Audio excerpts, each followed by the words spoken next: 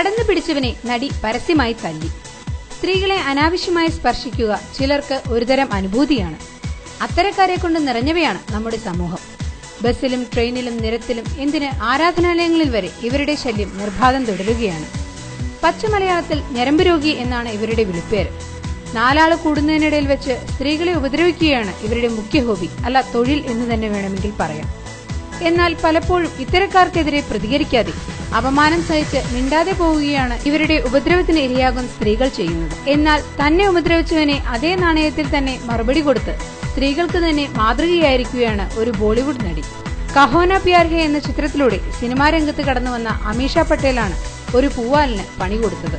ഉത്തർപ്രദേശിൽ ജ്വല്ലറി ഉദ്ഘാടനത്തിന് പോയ സമയത്താണ് അമീഷ തന്റെ ശരീരത്തിൽ തൊട്ടുകളിച്ച ആരാധകന്റെ കരണം പുകച്ചത്. ഗോരഖ്പൂരിൽ വെച്ചായിരുന്നു സംഭവം.